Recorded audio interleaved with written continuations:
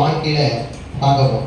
3 மனிதருடைய வாழ்க்கை நம்ம இன்னைக்கு பார்க்கிறோம். என்ன அந்த 3 மனிதருடைய வாழ்க்கையில கர்த்தர் என்ன செய்தார்? சுருக்கமா நிறைய விஷயங்கள் பேசுவதற்கு நிறைய காரியங்கள் இருக்கிறது. அதை குறித்து நான் எல்லாவற்றையும் பேசாம 3 காரியங்களை 3 மனிதனுடைய வாழ்க்கையில 1-2 காரியங்கள் மாத்திரம் செய்ய போகுது. தேவன் என்ன பண்றாரு பார்க்க போறோம். ஆமென், அல்லேலூயா. 1 சாமுவேலின் புஸ்தகம் 3ஆம் அதிகாரம் 19வது வசனத்துக்கு பார்க்கிறோம். முதல்ல சின்ன பையன்ல இருந்து ஆரம்பிச்சோம். 1 சாமுவேல் 3ஆம் அதிகாரம் 19வது வசனம். சாமுவேல் வளர்ந்தான், கர்த்தர் அவனோடு கூட இருந்தார். கவனிக்க வேண்டும். அடுத்த வசனத்தை சேர்த்து வாசிடுங்க. சாமுவேல் கர்த்தருடைய தீர்க்கதரிசிதான் என்று தான் முதல் பெயர்சபா மட்டுமல்ல சகல இஸ்ரவேலுக்கும் விளங்கினார். இங்க பாருங்க, முதல் காரியம் சாமுவேல். சாமுவேலோடு கர்த்தர் இருந்தார். ஒரு மனுஷனோட கர்த்தர் இருந்தா என்ன நடக்கும்? கர்த்தர் ஒரு மனுஷனோட இருப்பதனால எப்படிப்பட்ட நன்மைகள் உண்டாகிறது, எப்படிப்பட்ட ஆசீர்வாதம் உண்டாகிறது பார்க்க போறோம். நீங்க இடர பண்ணுகிற வார்த்தைகளை பேசுவதனால கர்த்தர் உங்களோடு இருப்பான்னு கேட்டா இருக்க மாட்டார். அல்லேலூயா. நீங்க புதுசா இந்த கவிங்க புதிய ஜனங்களை சந்திக்கிற போது, சபைக்கு அழைக்கிற போது கூட விசுவாசத்தை சொல்லி 4 வார்த்தைகள், நல்ல வார்த்தைகளை சொல்லி அழைக்கணுமே. அல்லேலூயா. நல்ல வார்த்தைகள். நம்ம குறை சொல்லுகிறவங்க பிசாசு நம்ம பக்கத்துல வச்சிருவோம். பிசாசுக்கு என்ன வேலை? குறை சொல்றது தான் வேலை. உன்னை பார்த்து குறை சொல்றது யார் தெரியுமா?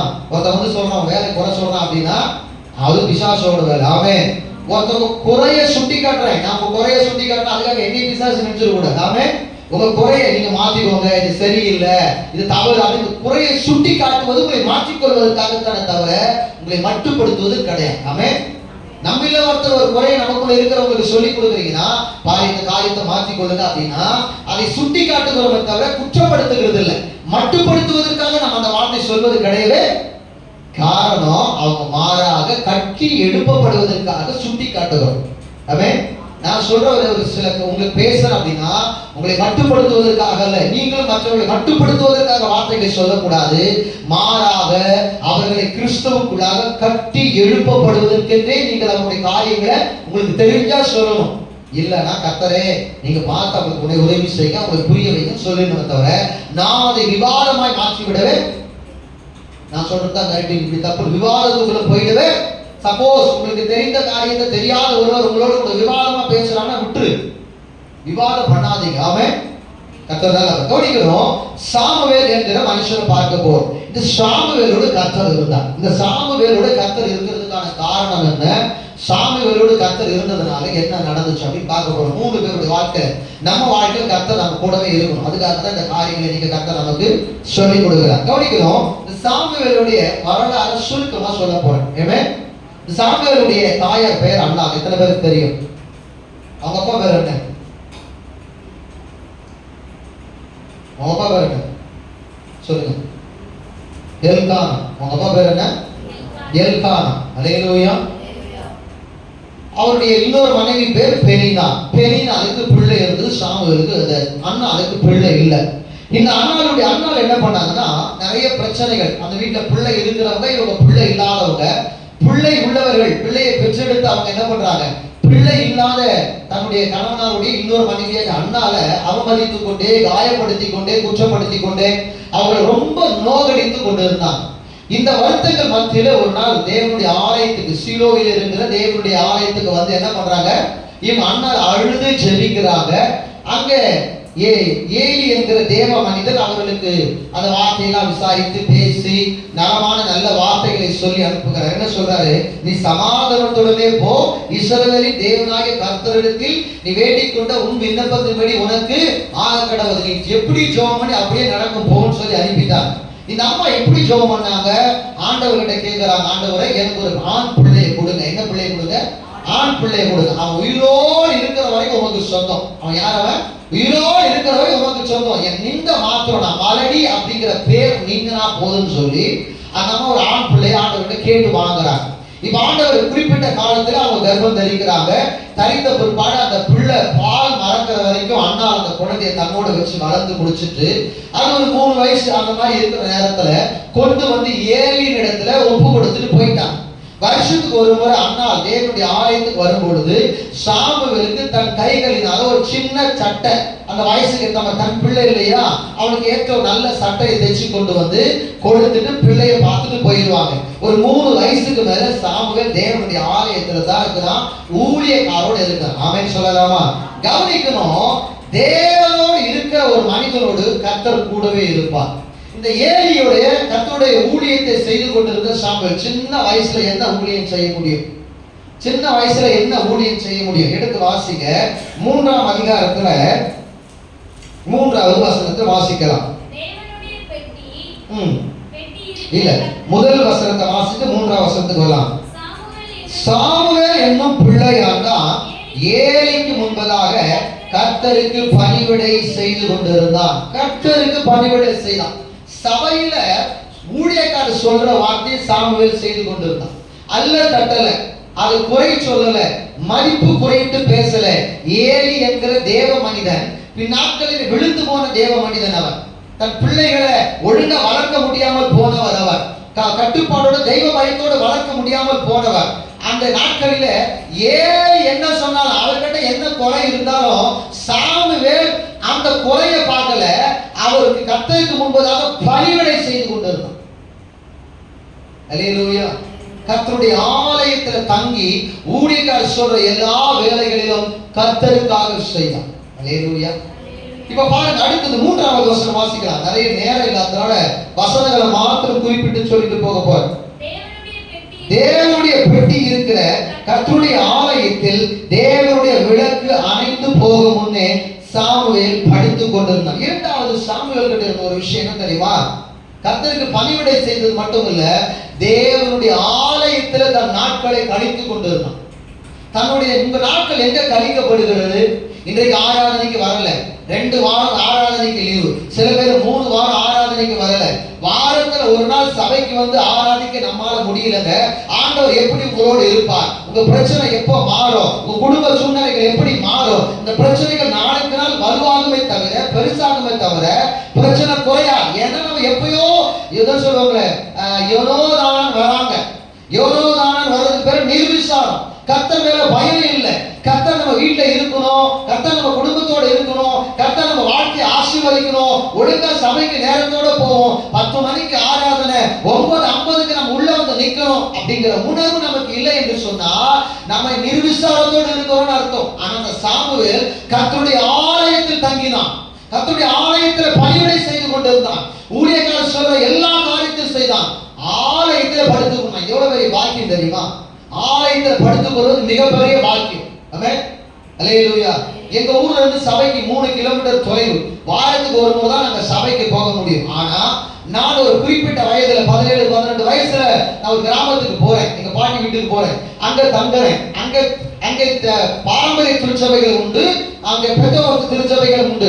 நான் ரட்சிக்கப்பட்ட பிற்பாடு என்னுடைய படுக்கை எல்லாம், நான் உறங்குவதெல்லாம் வேலைக்கு போன நாட்கள் தான். காலையில கடினமான வேலைகள், காலையில ரொம்ப ஹார்ட் ஒர்க் தான் நாங்க செஞ்சுட்டு இருந்தோம். காலையில வேலைக்கு போவோம், சாயங்காலம் ஃப்ரெஷ் ஆகிட்டு சாப்பிட்டு முடிச்ச உடனே 7 மணிக்கு 7-8 மணிக்கெல்லாம் கிளம்பிடுவோம். 2.5 கிலோமீட்டர் நடந்து போய் சபையில படுத்து கொண்டிருந்தேன். அல்லேலூயா. சபையில படுக்கிறதுல போய் தூங்குறதுக்காக போறேன். சபைக்குள்ள போனாவே ஜெபிக்கணும்னு என்ன வரும்? சபைக்குள்ள போனாவே ஜெபம் நிறைய இருக்கும், நல்ல தூக்கம் வராது. ஆனா கொஞ்ச நேரம் தூங்கினா நல்ல தூக்கமா இருக்கும். பாடி ஃபுல் ரெஸ்ட் எடுத்துரும். அந்த நாட்கள்ல விடிய காலம் 4 மணிக்கெல்லாம் எழுந்து ஜெபம் பண்ணுவோம். ஜெபம் பண்ணி முடிச்சுட்டு அங்க எல்லாரும் மக்கள் நடமாட்டமா இருக்கும். 6 மணிக்கு தான் நடமாடுவாங்க. நாங்க 6 மணிக்கு மேல நடந்தோம். ஏற்கனவே நைட் ஒரு 2 மணி நேரம் ஜெபம், விடிய காலம் ஒரு 2 மணி நேரம் ஜெபம் நடக்கும். நடந்து முடிஞ்ச உடனே அங்கிருந்து வேப்பூச்சி வச்சு பல்ல வலிக்கு நேரம் வர வழியில குளிச்சு முடிச்சு நேரம் ட்ரெஸ்ஸை மாத்திக்கிட்டு வேலைக்கு போயிடும். ஆலயத்தில் இருக்கிறது ஒரு பெரிய பாக்கியம். ஆலயத்தில் வந்து படுத்துக் கொள்வது ஒரு மிகப்பெரிய பாக்கியம். தேவ சமூகத்தை விரும்பணும் நம்ம. ஏன்னா தேவன் அங்க வாசமா இருக்கிறார். அவர் சொல்றாரு, நான் என்னுடைய ஜெப வீட்டில் அவர்களை உன்னுடைய மகிழ்ச்சி ஜெப வீட்டில் தான் இருக்கு. எத்தனை பேருக்கு ஆராதனை பண்ணும்போது அந்த வார்த்தைகளை கேட்கும்போது சந்தோஷமா இருந்துச்சு? கையை வைத்து ஆண்டவர் காட்டலாமா? இந்த மகிழ்ச்சி நீ வீட்டுல உட்கார்ந்து தான் வந்திருக்குமா? இந்த வார்த்தை உன் வீட்டுல தேடி ஒண்ணு வந்திருக்குமா? அல்லேலூயா. கொஞ்சம் சிந்தித்து பார்க்கணும் தேவ ஜனமே. ஆலயத்துக்கு நேரத்தை கொடுக்கிறதுல நேரமா வந்து தேவனை கனப்படுத்தும். நம்முடைய எல்லா காரியங்களையும் தேவனை கனப்படுத்த கற்றுக்கொள்ள வேண்டும். கொடுப்பது எதற்கு? கர்த்தரை கனப்படுத்துவதற்கு. நேரமோடு வருவது எதற்கு? கர்த்தரை கனப்படுத்துவது. உங்க வீட்டுல ஜெபம் வைக்கிறீங்க, கர்த்தரை கனப்படுத்துவதற்காக. அல்லேலூயா. தேவனை ஆனர் பண்ணணும், கனப்படுத்துவதற்கு தான் வீட்டு ஜெபம். நீங்க சபைக்கு வருவது நேரத்தோட எதுக்கு வர சொல்றோம்? கர்த்தரை கனப்படுத்துவதற்கு. ஒரு ஊர்ல முதலமைச்சர் வராருன்னா அந்த முக்கியஸ்தர்லாம் என்ன பண்ணுவாங்க? எத்தனை மணிக்கு போயிருப்பாங்கப்பா? முதலமைச்சர் 12 மணிக்கு வராரு. நம்ம ஊர்ல ஒருத்தர், நம்ம தமிழ்நாட்டில் ஒருத்தர் சொன்னார் 12 மணிக்கு வரட்டு, நைட் 8 மணிக்கு போனார். அல்லேலூயா. நான் சொல்றது புரியும்னு நினைக்கிறேன். அல்லேலூயா. நான் கொஞ்சம் பேர்த்த ஊருக்கு அனுப்பிச்சு விட்டு போயிட்டாரு. அல்லேலூயா. உலகத்தை விட்டே அனுப்பி விட்டுட்டார். கர்த்தருக்கு ஸ்தோத்திரம். ஒரு ஸ்ரீயம் வராங்க, ஒரு முக்கியஸ்தர்கள் வருகிறாங்க உங்க வீட்டுக்கே, ஒரு விருந்தினர். நீங்க ஒரு வீட்டுக்கு போறீங்க, அல்லது உங்களை ஒருத்தர் சந்திக்க 12 மணிக்கு வான்னு சொல்றாங்க. நீங்க எத்தனை மணிக்கு போவீங்க? அப்பா புரியல சத்தமா? 1 ஹவருக்கு முன்னாடி போயிடுவேன். நான் கேட்கறது, நீ 9:50 தான் உள்ள வந்துருன்ற, ஒரு 10 நிமிஷமாவது முன்னாடி வா. ஒரு 10 நிமிஷம் முன்னாடி வந்து எல்லாரும் முழங்கால் நின்று ஒரு 10 நிமிஷம் நல்லா ஸ்தோத்திரம் பண்ணி எல்லாம் ஒரு 10-15 நிமிஷம் நல்லா ஜெபம் பண்ணதுக்கு அப்புறம் நேரா நல்ல பாடல்களை பாடி ஆராதித்து நல்ல சந்தோஷமா கர்த்தருடைய வார்த்தைக்கு போலாம் இல்லையா? போலாமா? போகக்கூடாது. ஆனா நம்ம என்ன பண்றோம்?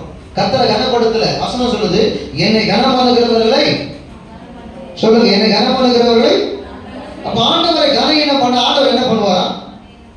அல்லேலூயா, அல்லேலூயா. நீங்க கர்த்தரை கனம் பண்ணா அவர் கர்த்தர் உங்களை கனம் பண்ண போறார். அப்ப நீ கனம் பண்ணுகிறதுக்கு முந்திக்கு வரணும் வேதமே சொல்லுகிறது. அப்ப தேவ ஜனமே, நீங்க எப்படி இருக்கீங்க இந்த சாமுவேலுடைய காரியத்துல? கர்த்தர் உங்களோடு இருக்கணும். உங்களை இப்ப சாமுவேலுக்கு என்ன நடந்துச்சுன்னா, அவன் பேர் ஆண்டவர் பிரஸ்தாபப்படுத்தி முழு இஸ்ரவேல்ல அவன் தான் தீர்க்கதரிசி.